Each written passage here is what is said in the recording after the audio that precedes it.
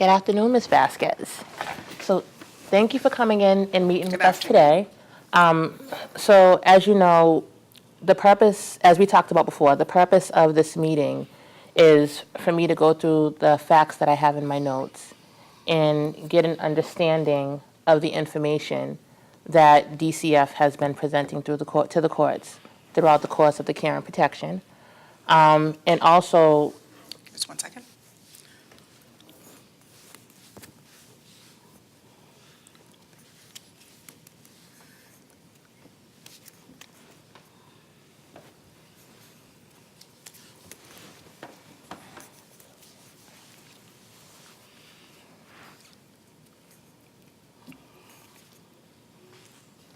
Okay, thank you.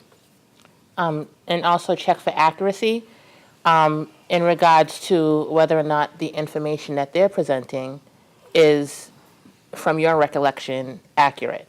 Okay, 1 second, please.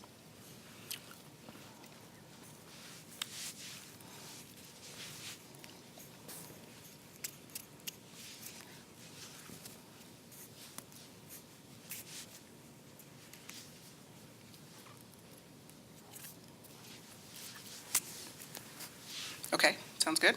Yep. Also, if there's any gaps in information that you feel are necessary to get a better picture of what's taken place over the course of the past year or so, please feel free to let me know. Okay, 1 second.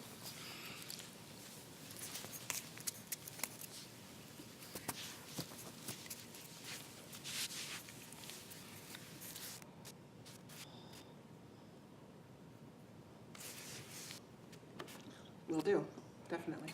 A lot of the information that I'm going to ask you about are things that we've talked about before. So I'm sorry if it feels like you're repeating things that you've already told me. But I just want to make sure that what I have recorded is correct. Okay, 1 second.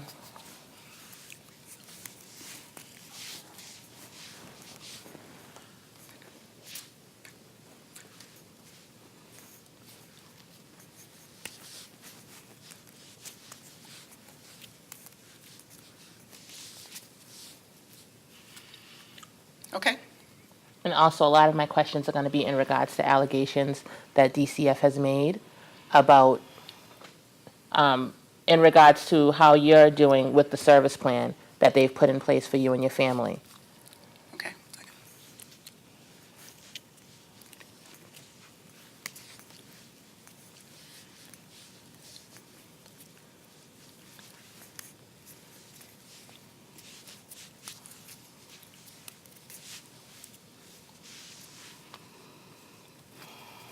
Okay, So if at any time, if it gets overwhelming, you need to take a break, please feel free to let me know. Also, if any of my questions seem unclear, you need me to rephrase it, again, please feel free to let me know. So I'm going to start off by going through the facts that I have written down in my notes. okay, So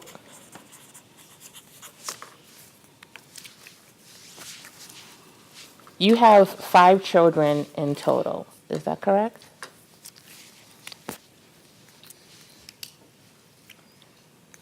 incorrect, I have 4. You have 4 children. Okay, and 2 of your children are with your cousin Mercedes?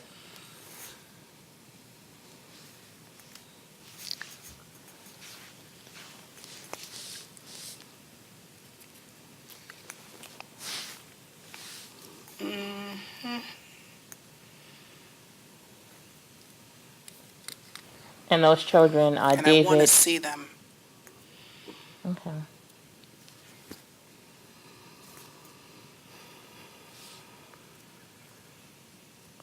And those children are David and Jaleesa?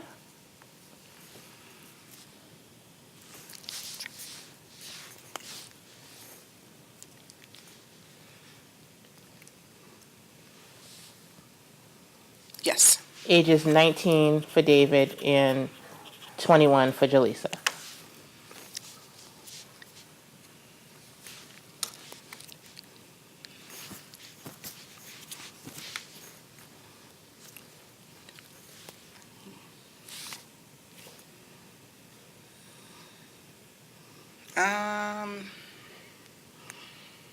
No, David is 19.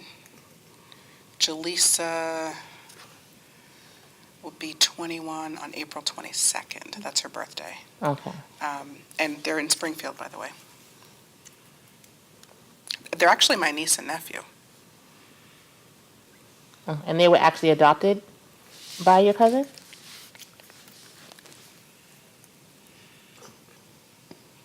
You mean, are we talking about David and Jaleesa? Because they're not my biological children. Okay, can you tell me the names Mercedes is their mother. Okay, can you tell me the names of the two children that were adopted by Mercedes?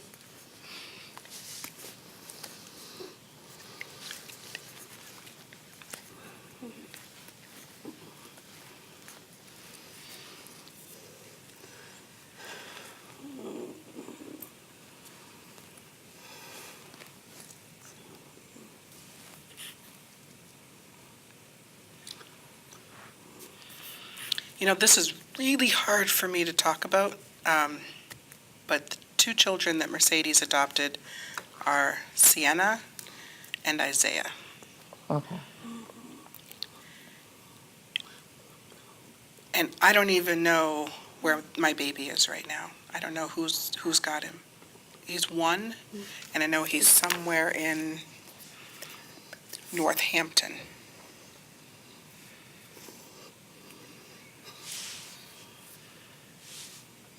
Okay, and when was the last time you saw your children? Are you, just to clarify, are you asking about all four? I'm sorry, the last time you saw the two children we're talking about right now. You said you haven't seen them in a while. When was the last time you saw them? It's been ages, Okay. like forever. Okay. And then for this particular care and protection,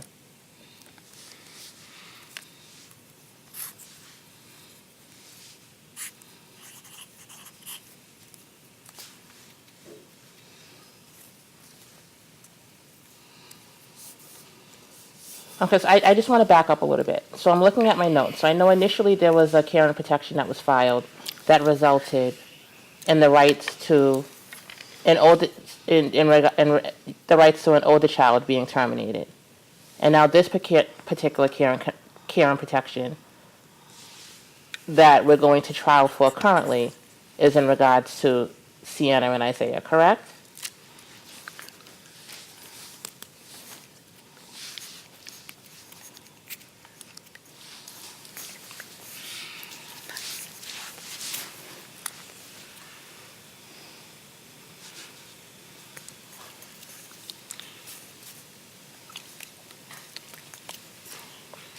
Oh, are you talking about Jermaine? So Jermaine is the oldest child. Yes. Okay, and then Sienna and Isaiah, and then finally the youngest would be Harold Jr. Okay, and the last three are the ones that are subject to this particular care and protection.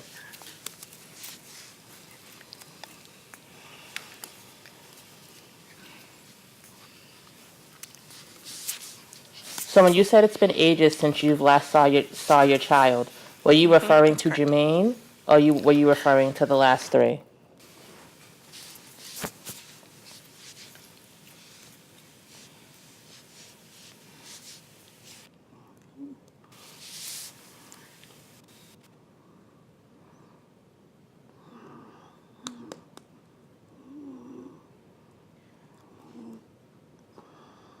Well, I'm really talking about all of them, especially the baby, because I don't even know where the baby is right now. The middle two, I know I can have an opportunity to see them. That feels like ages. In the middle two, I'm sorry. Sorry, it's been 16 months since I've seen Junior. And the middle two are also placed with your cousin Mercedes?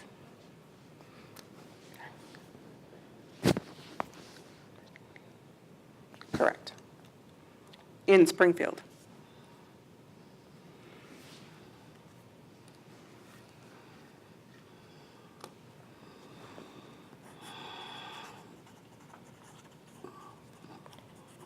Where do you currently live, Ms. Vasquez?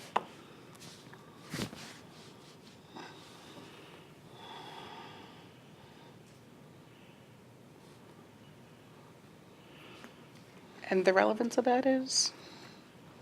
Well, the reason why I'm asking this question is because where I'm trying to look at with visits with your children, I'm just trying to see in regards to whether or not visits are accessible to you. So as we're going through the service plan and we're going through what the facts that I have in my notes, I'm trying to take into account the services that DCF provides for you and the supports they put in place for you to be able to see your children and possibly work towards reunification.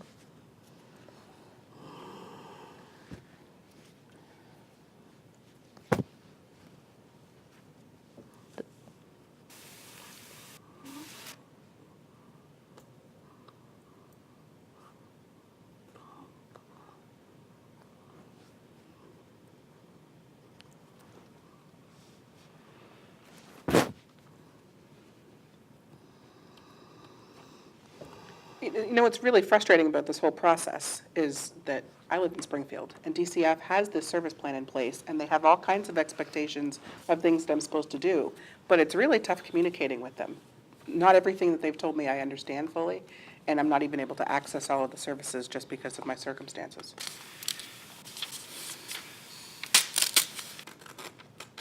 Okay.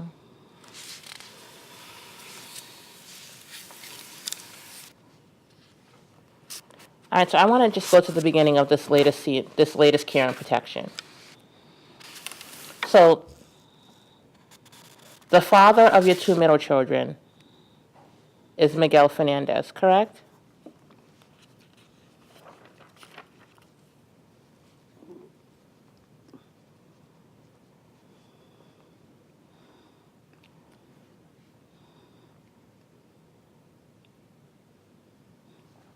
Yes, that's correct.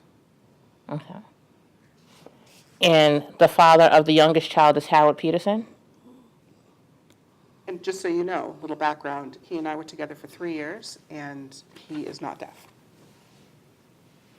And you asked the father of which child? The youngest child is Harold Peterson?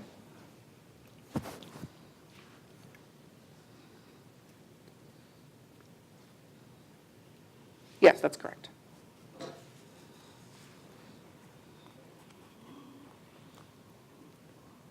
And that's why he's junior. And I miss him terribly. He's 1. Okay, so when I'm looking at the timeline, I think what I see here is when I'm looking at the timeline of the care and protections, there was an initial care and protection where Sienna and Isaiah was removed, and that's when you lived in Chicopee, is that correct?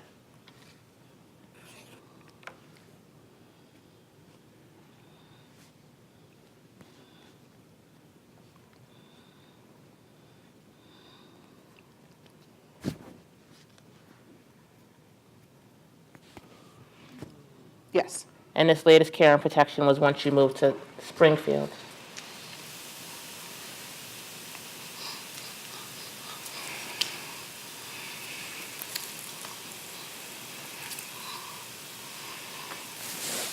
Can you just give the interpreting team 1 second?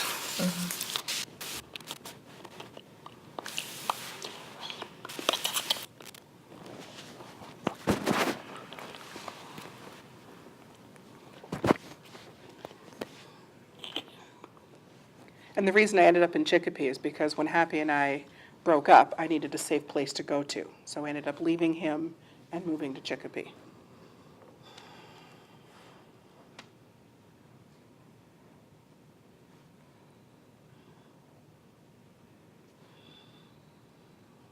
Okay. And then with this latest care and protection, you lived in Springfield with Mr. Howard Peterson.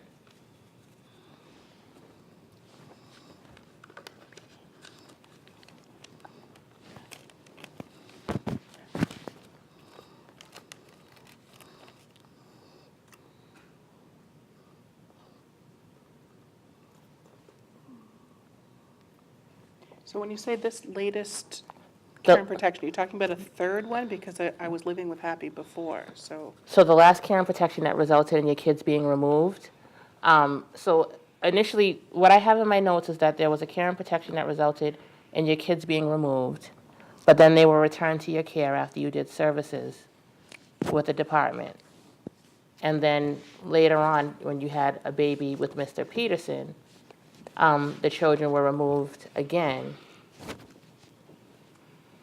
And that's what resulted in this particular termination trial. Is that not correct?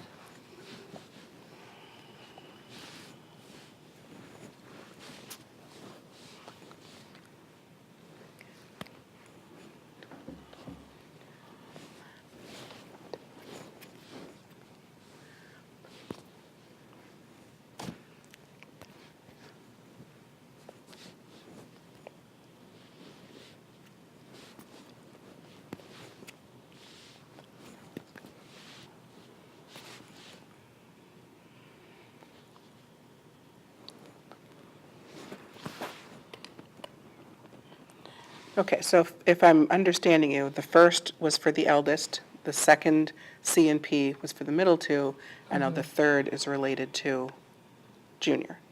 Yes. But with the third, all three children were removed, with two of them being placed with, so were you at any point reunified with the middle, at any point reunified with the middle two?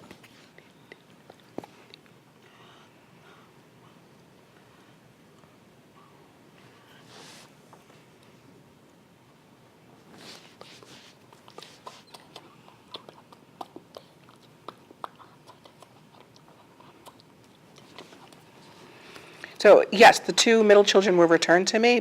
There's something a little not right about the process and the way that you're describing it, though.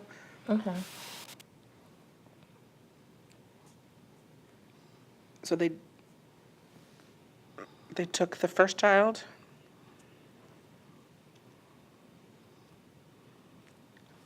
I went through the entire process with visitation. And then I met Michael.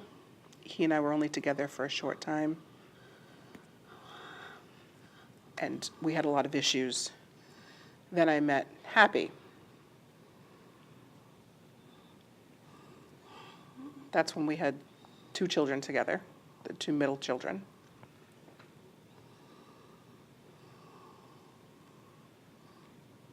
And then things went, off there, and they took the two children away. Then they came back to us, or back to me, January 31st, 2010, and now we're in this situation again.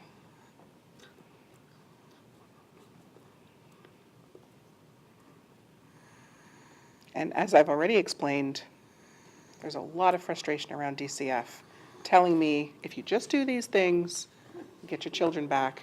I believe I'm doing them, and then I still don't have my children back. It's just not, it's not working out. Something's not right.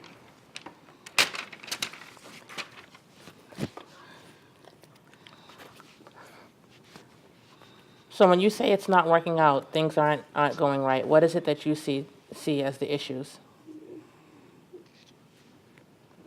with DCF that you say it's not working out?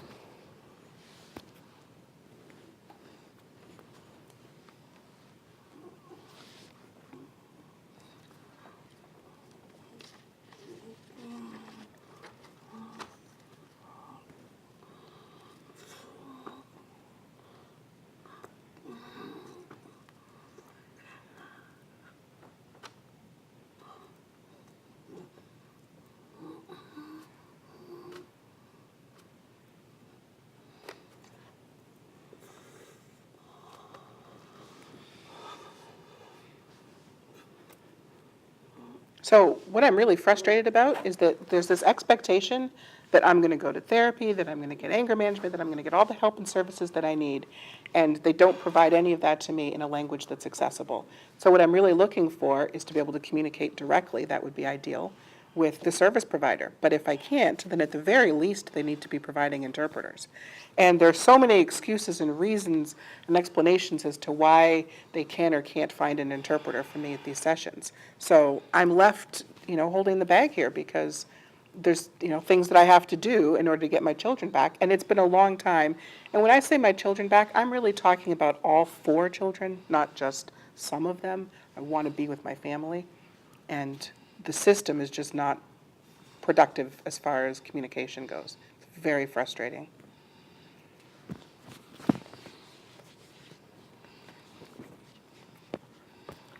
Ms. Vasquez, do you have access to a car?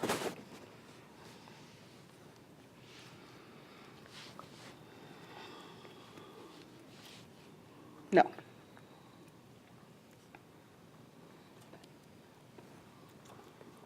I either walk or take the bus. And I don't have much money, so you'll see where that leaves you.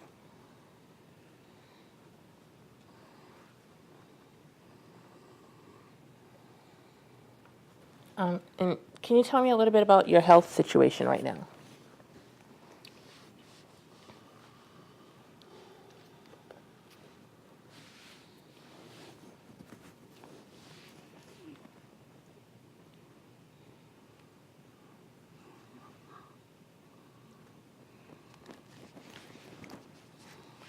Nothing major, the occasional allergy, cough and cold, that type of thing. I occasionally get sick, but nothing serious.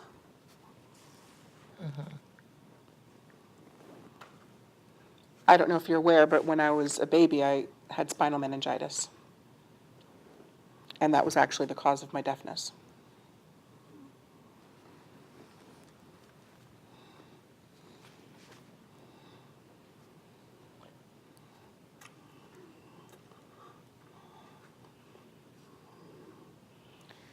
I know that Junior suffers with asthma. It's nothing I personally deal with, but that's something he's working through.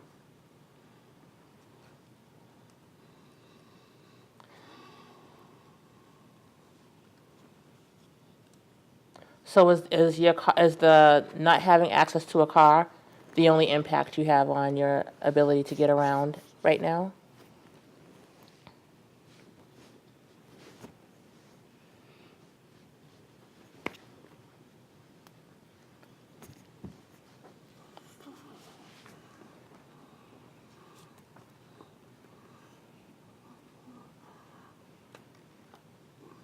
A serious impact.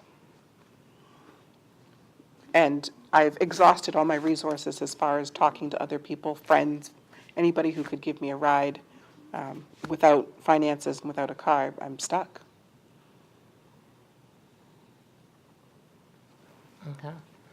So even though the children who are with your cousin are in Springfield, it's still quite a distance for you to visit with them?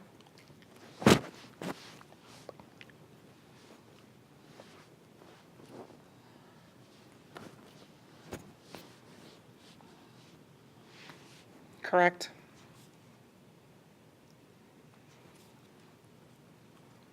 And I'm trying my best.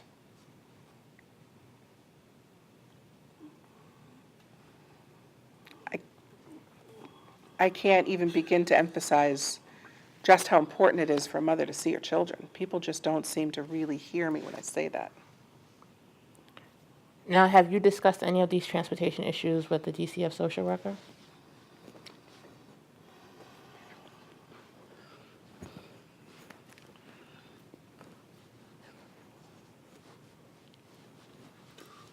Yes, I have.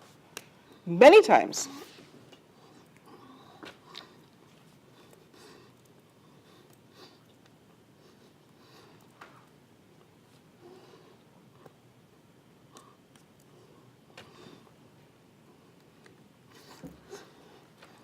I've been through all of this with them. I have given them every single reason why. I have tried my best and things aren't working out. Everything I've already explained to you today about frustrations with communication, frustration with transportation, frustration with understanding what the expectations are that they have on me, not being able to see my children, All of these things I have said to them many, many, many times.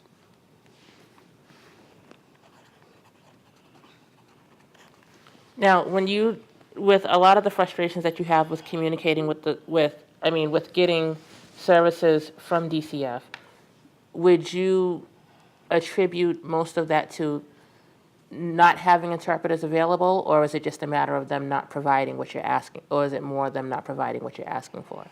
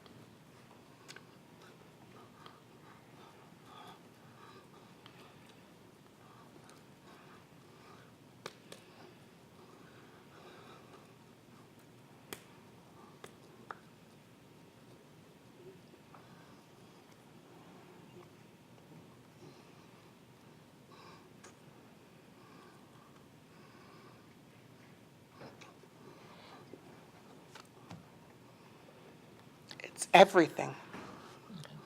It begins and ends with communication, but it's also everything in between. Because as many appointments as they set up, if I don't have a ride to get there, I can't get there. They might even try to make an appointment with an interpreter, but if I don't have the finances or a vehicle, I can't get there. Sometimes, even if I get to an appointment, if the appointment goes over and I miss the bus, I can't get back home on time. I'm standing outside waiting for the next bus to come.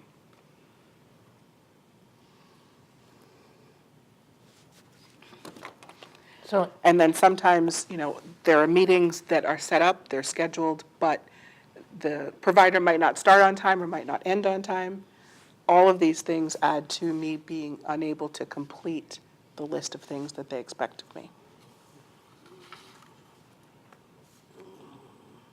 And I would say, overall, I'm seeing a lack of support from DCF. And when I say support, I mean in all these areas. Making appointments, keeping appointments, transportation to and from appointments, understanding what's happening when I'm at the appointment by providing access to communication, everything. All of that and the encouragement for reunification would look like support to me. I'm not seeing that here. And I've been through hell with this. so it says in DCF's report, that you've missed 12 out of 24 meetings with Miss Pattinson.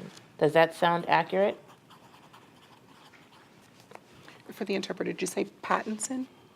I'm sorry, Patton, I'm sorry. This is a counselor? Yes, the consul, I'm sorry.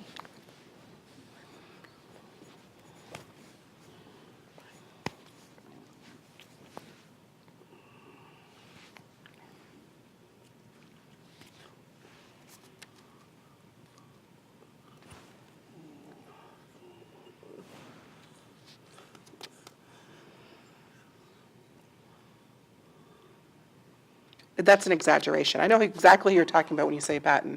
It's Deborah Patton, and she's the counselor. I have definitely missed a few appointments, but not as many as half. So around what number how many meetings would you say that you've missed or appointments?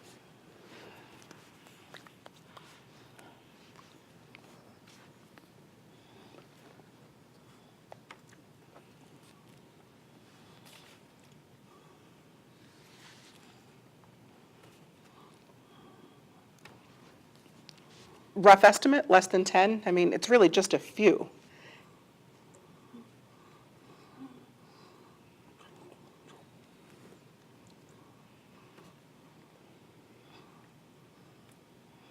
And I have, good reasons for missing those appointments. For example, there were some times when I was very sick. I did mention earlier that I have allergies. The allergies really took over, and I wasn't able to go. So if I'm sick, I can't go to the appointment. If I don't have finances to take the bus, or I don't have a ride from a friend, I can't get there. So, there are reasons why. It wasn't just that I didn't go. Now, when you don't go to the appointments with Miss Patton, do you call her to cancel the appointment, or do you just not show up?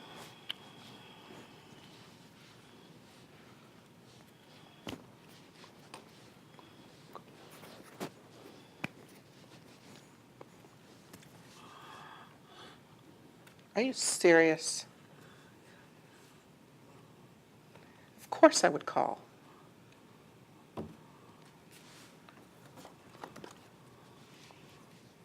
This is a very serious thing here. DCYF does not joke around. They don't play games.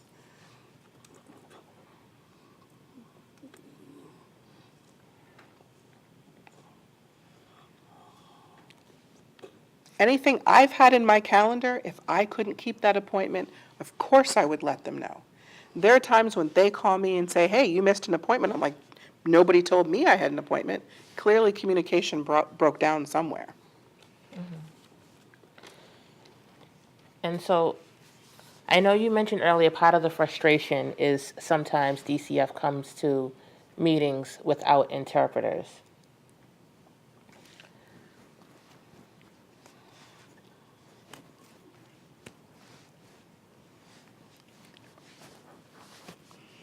Exactly.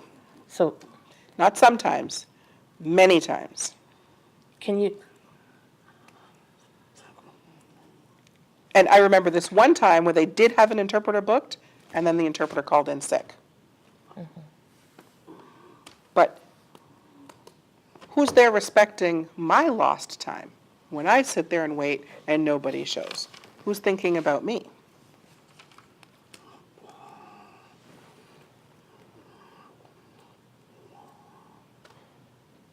And I feel like, I just have to bend over and take it, because if I even say anything about it, I'm just putting the whole parenting thing and reunification at risk. I could lose my children permanently if I speak up. so when they do come for meetings and the interpreter isn't present, what exactly takes place?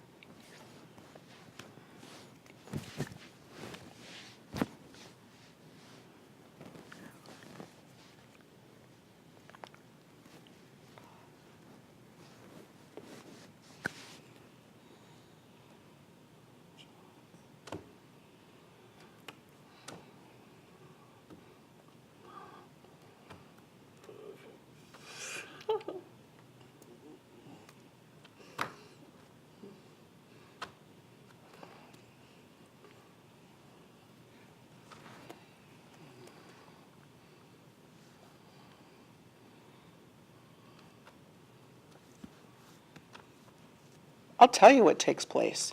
Humiliation, discrimination, lack of respect. They forced me to try to write and read English. They forced me to try to read lips. One time they brought a Spanish interpreter there. How is that helpful? How is it helpful to bring a foreign language interpreter there that doesn't know sign language?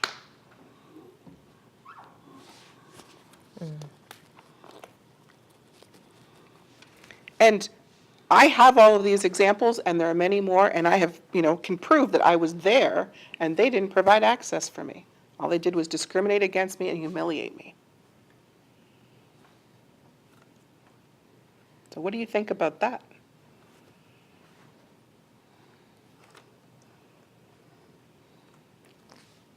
Rock in a hard place. Do I go and sit there without access and feel humiliated? Or do I not go and find out that I missed an appointment? What do you think I should do? Which one looks worse?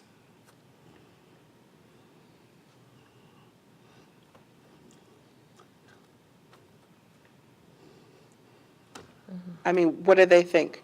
Just because they've taken away a couple of my children that, oh, well, I wouldn't care? I'm a mother. I lost my children. DCYF does not respect me as a woman and as a mother for what they've done to me. When, after you do have appointments with DCF, do they follow up the meetings? Do they, with letters to go, to reiterate anything that was discussed? Is there any type of documentation for you to take with you after the meeting?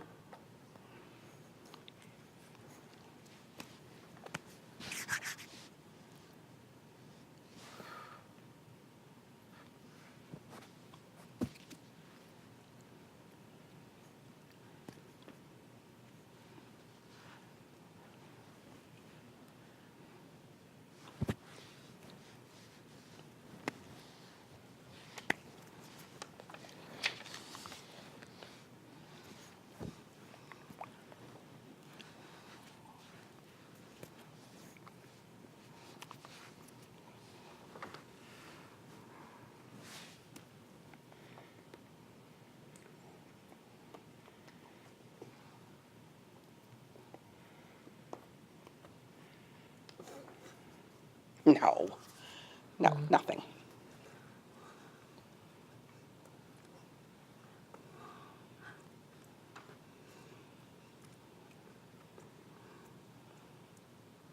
Well, let me tell you this. If I show up late, or if I don't show at all, of course there's a letter. They're spanking me already. But if I show up and they don't provide interpreting services, if they can't communicate with me, if they're not ready for our appointment, there's no explanation, no letter, no follow-up, nothing. How does that make sense?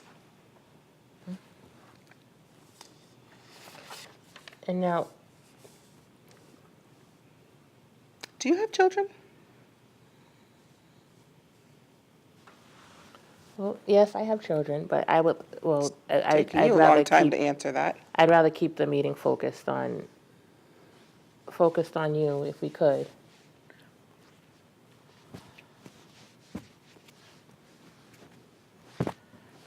I don't want to dodge your question. I just recognize that your time is valuable, and I don't want to in any way try to put your experiences in my perspective, because I wouldn't be able to understand what you were going through.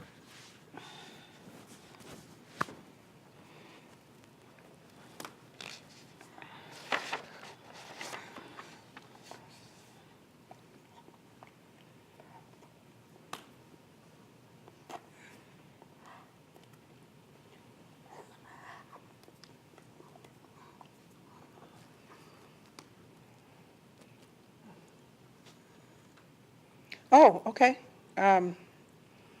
But thank you for the explanation, and hopefully you took no offense at me asking.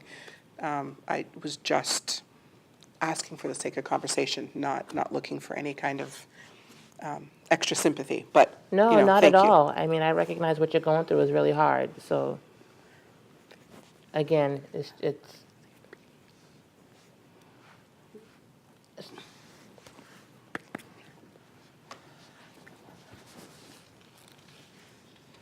Sure, of course, thank you.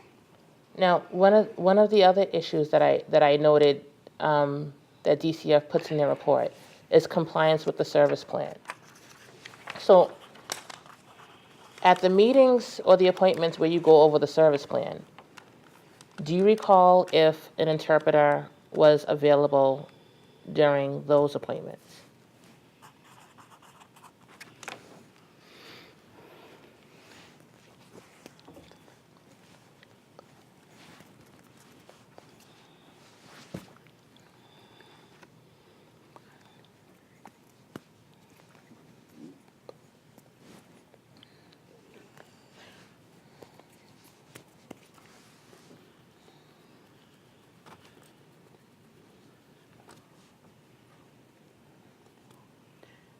Correct me if I'm wrong, the service plan refers to the things that I'm supposed to be doing for the sake of reunification, right? Yes. And in my experience, there are times that there are interpreters there and sometimes that there aren't for these various meetings.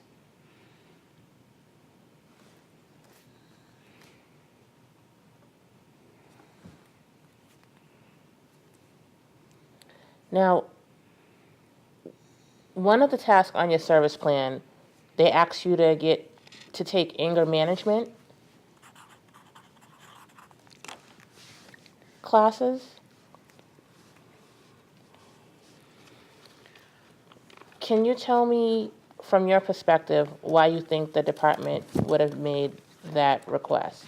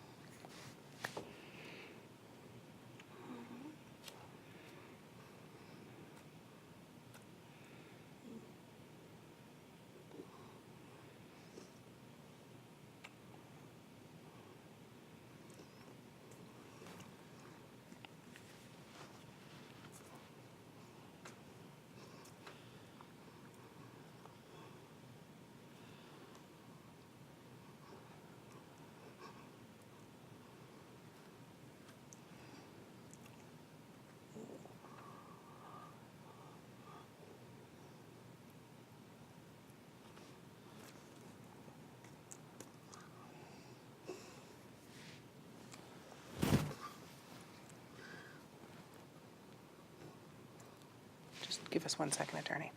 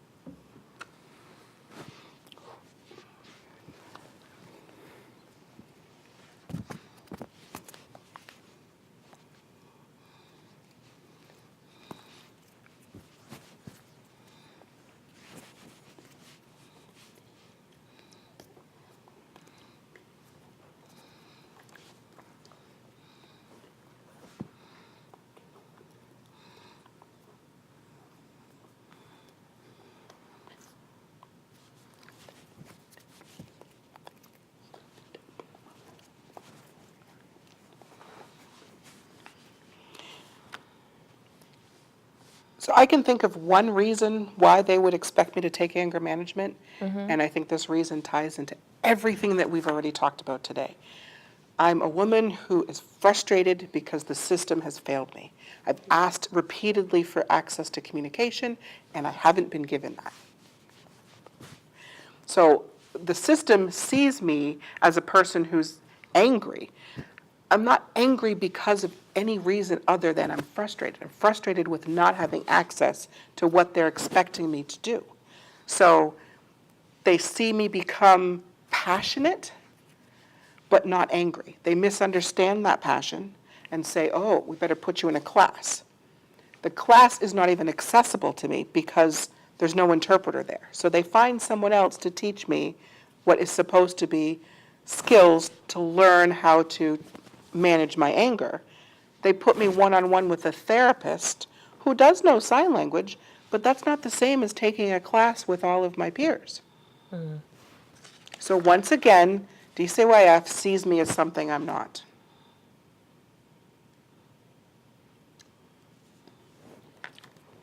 And is that's what they're doing with Miss Patton, correct?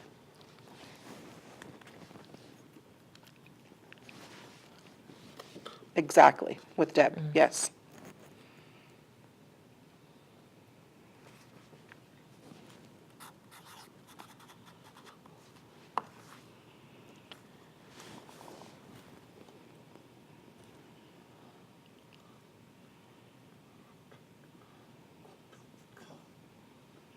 And so to put all of that responsibility on one individual, to teach me coping skills, to teach me anger management, to be a therapist, all of that in the hands of one person?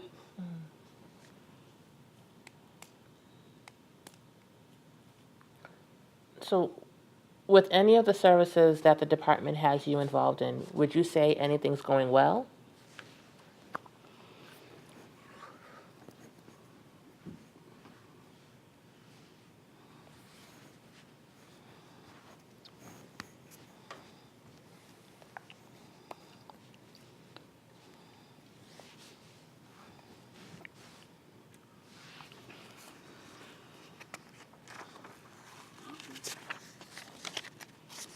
Yes. I would say having the home visits at my location has been the best. Because that means I don't have to actually travel anywhere. I don't have to put myself out to be there.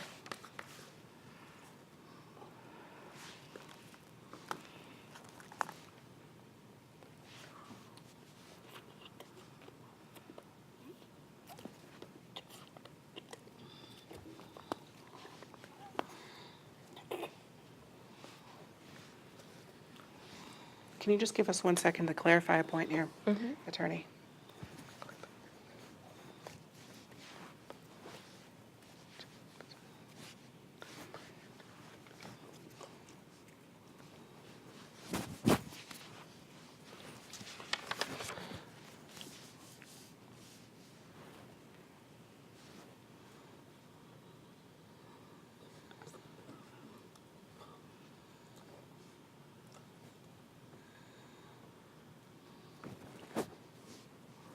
I'd like to start that interpretation part again. So the positive part has been the home visits. There's staff who uses sign language, who comes to my home, and they provide in-home services like education, parenting skills, different modalities that they're teaching me. So I feel like I'm actually learning something, and it's saving me from actually going out myself and spending money and taking the time to wait for buses and other transportation. So that part has been successful. So let me, now your children's fathers, I want to ask you about them. Mr. Peterson, are you still in contact with Mr. Peterson?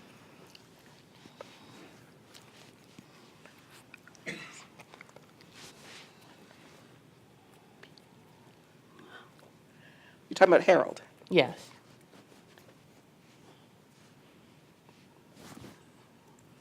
Absolutely not.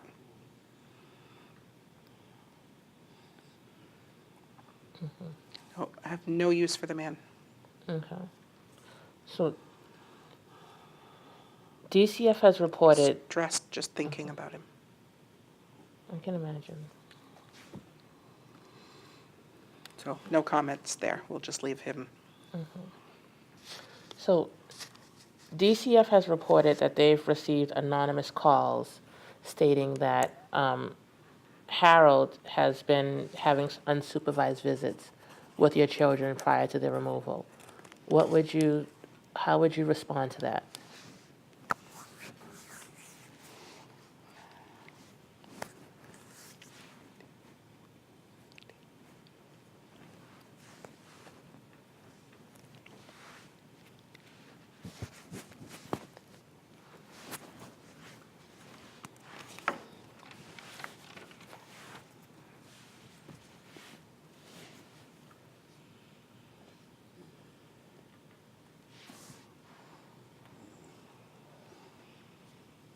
Who said that? How do they even know who Harold is?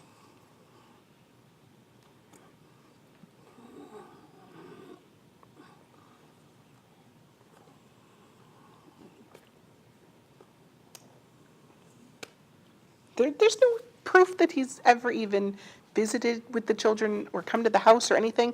But, you know, this is a really hard situation. As a single mother, how are you supposed to get childcare for your kids? How are you supposed to find a supervisor who knows sign language? How are you supposed to get anything done? I mean, who's talking about this anyway?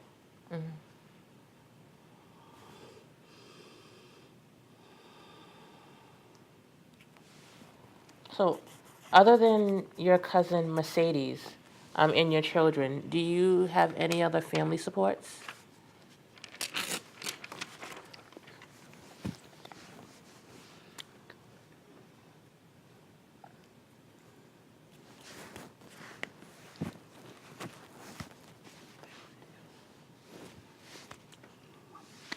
My mother. Okay. So you and your mom still have a good relationship today?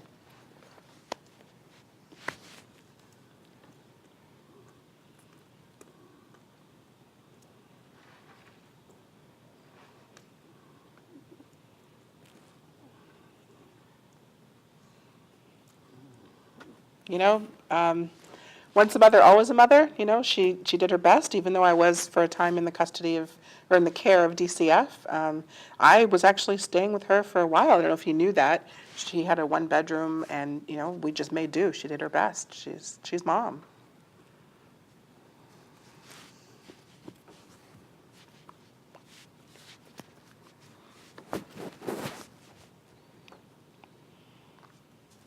And I, now, what about in regards to health care for your children? So the reports indicate that the children were behind on their medical and dental appointments. How would you, what would you say in response to that?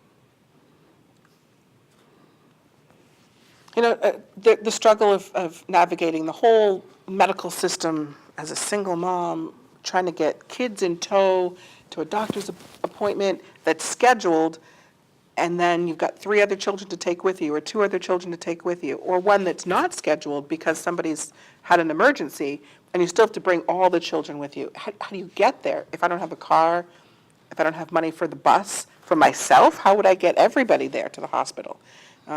And, you know, I do remember a couple of times one of the kids had a broken arm, broken ribs. I mean, they're kids, a broken leg. What do you do? How do you get through the system when you've got other ones at home to take care of and you've got one that needs to get to the appointment? Or if I miss it and no one calls to let me know, like, just, what do you do?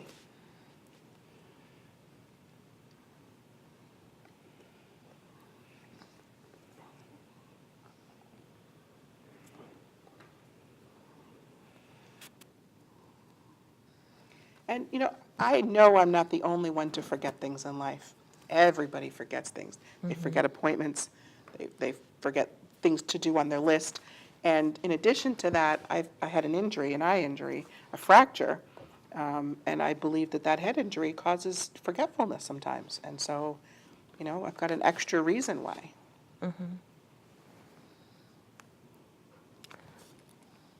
So, and now, I just want to ask, so one of the issues is that if DCF were no longer involved in your life and your kids were placed with you, I understand that you're recognizing the hardship with transportation and everything else. But if your kids were placed in your care, you would be the person responsible for meeting their needs. So how would you ensure to DCF that you'd be able to do that, and to the judge that you'd be able to do that, without having support from DCF in place to help you with that?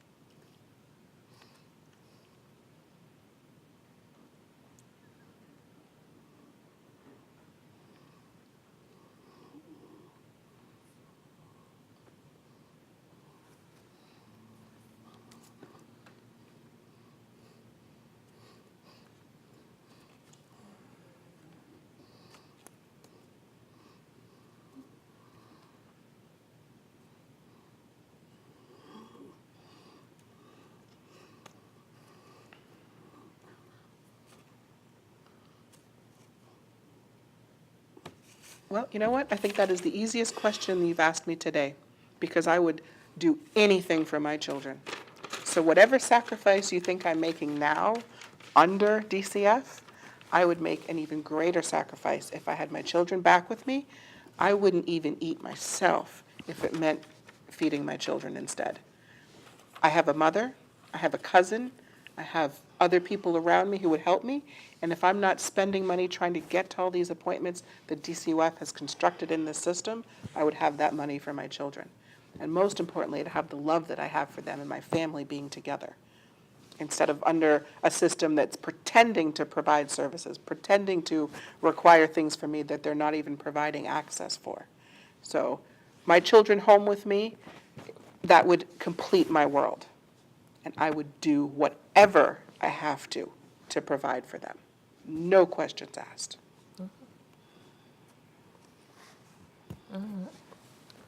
Well, Ms. Vasquez, thank you for coming in. I know some of the questions that I've asked you were extremely difficult, especially emotionally.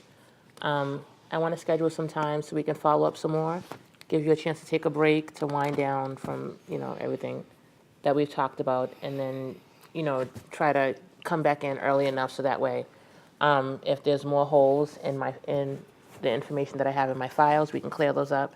And thank you for correcting the information that I have up to this point. And again, I just want to reiterate the question about the kids. I wasn't offended, but I just want to make sure what you're going through is really hard. And even thinking about the fact that, me not being in that situation, I don't even want to imagine or even try to, I can't even imagine what I'd be doing and how I'd be dealing with what you're dealing with. So I commend you for your strength. And again, thank you for your time. I don't know how you're doing it. Do you have any other questions for me at this point? Could just give us 1 second. Thanks.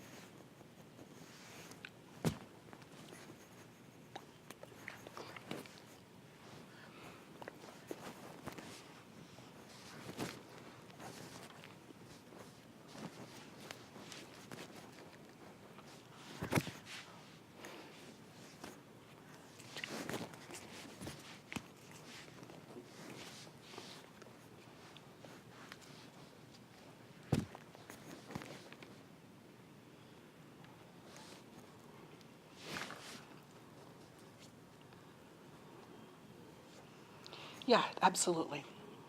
It would be great to meet again, and thank you so much for your words of encouragement and support, and for your professional help. I really appreciate your time. Thank you. No problem. And so let's set that appointment. Great, thank you.